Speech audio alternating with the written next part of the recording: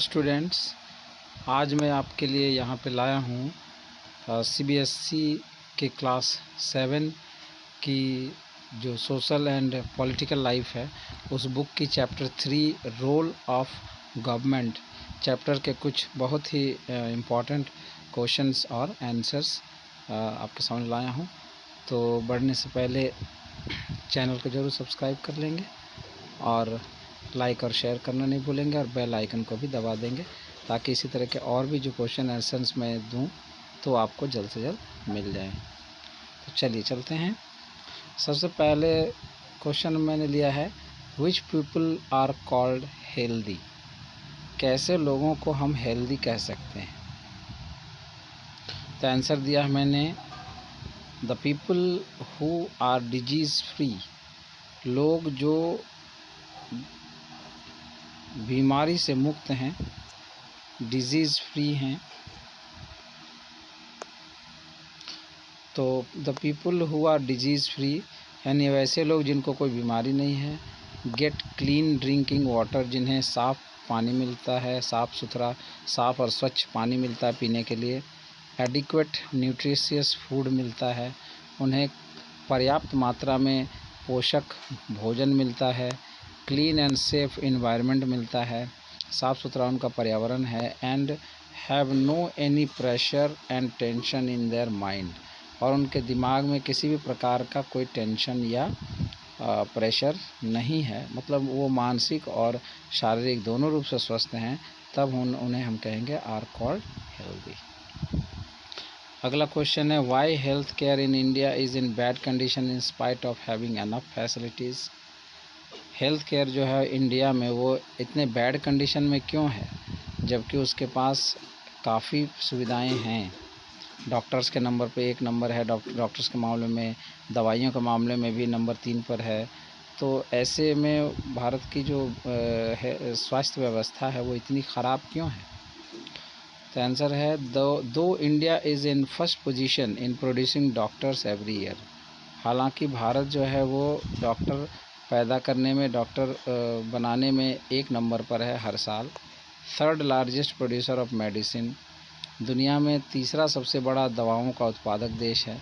And medical facilities, और इस तरह की बुनियादी सुविधाओं के लिए। But maximum of these are centre to urban areas, लेकिन ये जो अधिकतर सुविधाएं हैं वो केवल अधिकतर मतलब मैक्सिमम अधिकतम भाग इसका शहरी क्षेत्रों तक ही सीमित है। Rural areas are still lacking of good doctors and ample medical facilities. जो ग्रामीण इलाके हैं वो अभी भी वहाँ पे कमी है अच्छे डॉक्टर्स की और पर्याप्त मात्रा में मेडिकल सुविधाओं की। So the overall health care in the country is in bad conditions. इसीलिए पूरे भारत की अगर बात कहें तो स्वास्थ्य व्यवस्था जो है थोड़ी चरमराई हुई ख़राब स्थिति में है। अगला है 3 number, question number 3, who are medical tourists, why they come to India. Medical tourist हम किसे कहेंगे? हम जानते हैं कि टूरिस्ट किसे कहते हैं, जो घूमने के लिए आते हैं, ट्रैवलिंग करते हैं, उन्हें हम टूरिस्ट कहते हैं। तो मेडिकल टूरिस्ट फिर किन्हें कहते हैं और वो इंडिया क्यों आते हैं? तो आंसर है, the people who travel India for any treatment of disease. यानी वैसे लोग जो इंडिया आते तो हैं ट्रैवल पर, यात्रा पर इंडिया के आते हैं, लेकिन किसी डिजीज़ की ट्रीटमेंट के लिए आते हैं और एनी मेडिकल पर्पस या किसी अन्य मेडिकल सुविधा के लिए आते हैं, आर कॉल्ड मेडिकल टूरिस्ट। तो उन्हें हम कैसा टूरिस्ट कहेंगे? मेडिकल टूरिस्ट कहेंगे। They come to India for cheap and good medical facilities. वो इंडिया किस लिए आते हैं? सस्ती और अच्छी मेडिकल सुविधाओं के लिए आते हैं। ठीक है, वो इंडिया आते हैं सस्ती और अच्छी सुविधाओं के लिए आते हैं। क्वेश्चन नंबर, तो फिर से क्वेश्चन 4 को मैं रिपीट कर देता हूँ। Why providing clean drinking water is a first foremost action for the good health care in public health care in India. यानी पीने के पानी की व्यवस्था करना सबसे ज़रूरी क्यों है? तो आंसर है, as 21% of total disease in India are water borne. Bharat में होने वाले जितने भी रोग हैं उनमें से 21% रोग जो हैं वो वाटर बॉर्न है, मतलब पानी से के कारण ही होते हैं, यानी गंदा पानी पीने से, अनसेफ पानी पीने से होता है। So first of all government should make safe and clean drinking water available. इसलिए सरकार को सबसे पहले क्या करना चाहिए, साफ और स्वच्छ पेयजल की व्यवस्था करनी चाहिए to the people for a good health care in the country, लोगों के लिए, ताकि जो हेल्थ केयर हो वो कंट्री में वो अच्छी हो सके। अगला क्वेश्चन है, what are the differences between public health care system and private health care system.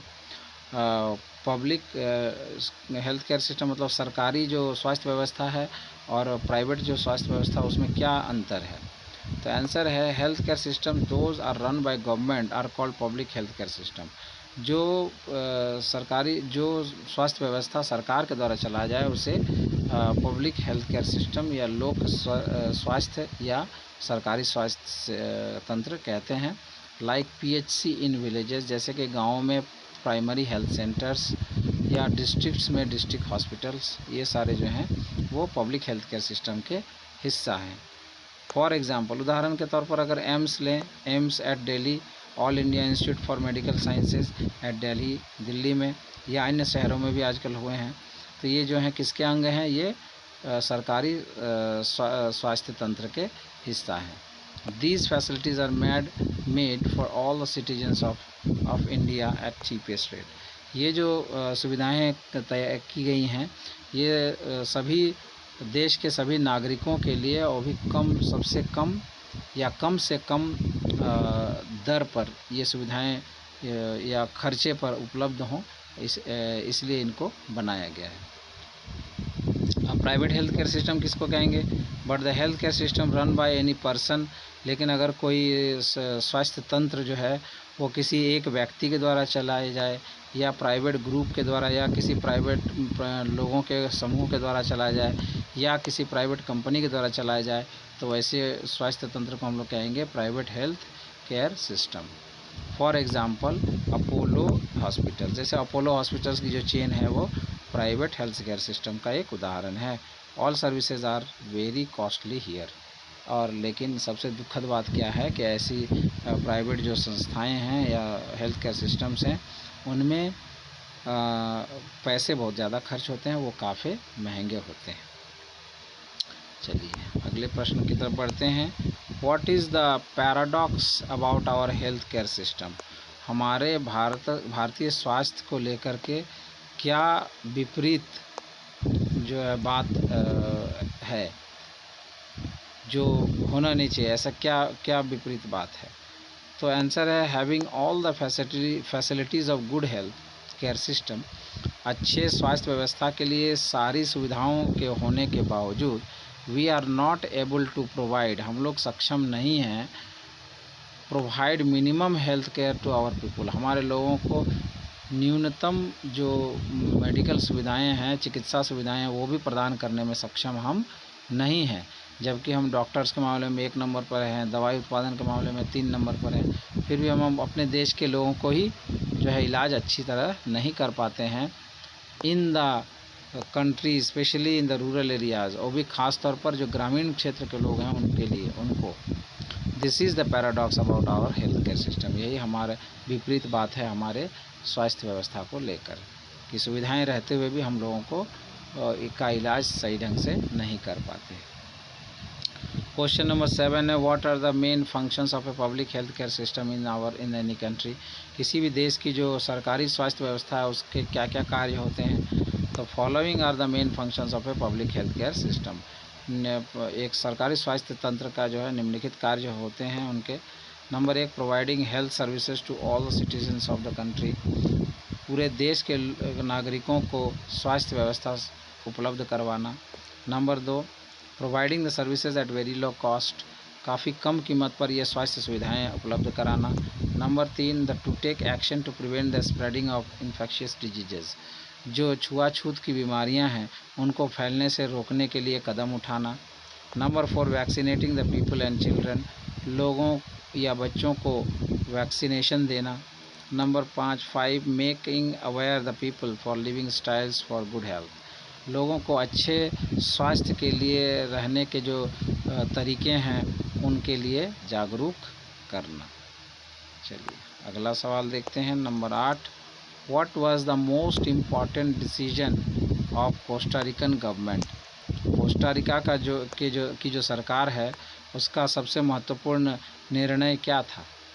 तो आंसर है Costa Rica government decided not to have an army. Costa Rica की सरकार ने जो सबसे महत्वपूर्ण डिसीजन लिया कि वो आर्मी नहीं रखेंगे, वो सेना नहीं रखेंगे, बल्कि and all the money to expend in the health and education of country.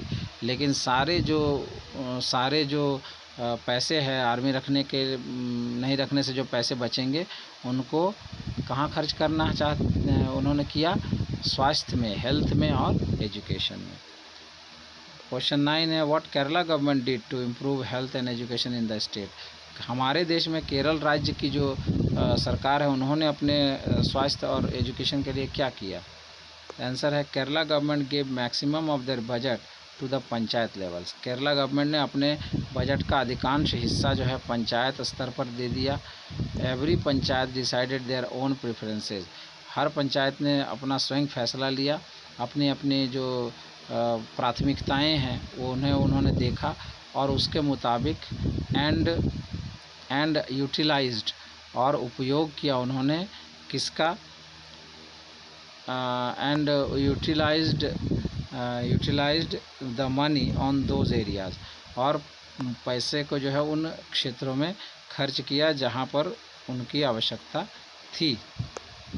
And so health and education in the state improved in very less time. इसीलिए इस राज्य में स्वास्थ्य और शिक्षा जो है वो काफ़ी जल्दी सुधर गई। अंतिम सवाल है how health care can be connected with education? Health care system को हम एजुकेशन के साथ कैसे जोड़ सकते हैं? तो आंसर है to connect health care with education. Health care को एजुकेशन के साथ जोड़ने के लिए we can include health care subject. हम लोग हेल्थ केयर का एक सब्जेक्ट ही वो ऐड कर दे सकते हैं टू ऑल स्टैंडर्ड, सभी स्तरों पर इन द एजुकेशन सिस्टम, हमारे शिक्षा व्यवस्था में। तो ये महत्वपूर्ण 10 और सवाल थे दोस्तों। इसी तरह के अन्य चैप्टर्स के लिए भी सवाल मैं तैयार करूँगा और आशा करता हूँ कि आपके काम की होगी।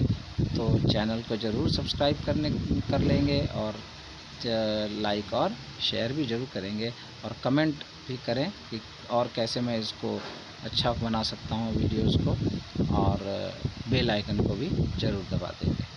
Thank you. मेरे चैनल को सब्सक्राइब करने के लिए सबसे पहले लाल रंग के सब्सक्राइब ऑप्शन को टच कर लें। फिर मेरे हर वीडियो की नोटिफिकेशन आपको जल्द से जल्द मिल सके इसके लिए बेल आइकन को प्रेस कर लें, उसमें से ऑल बेल आइकन को प्रेस कर लें। वीडियो को लाइक करने के लिए अप थंब ऑप्शन को प्रेस कर लें और दोस्तों को शेयर करने के लिए शेयर ऑप्शन को भी प्रेस कर लें।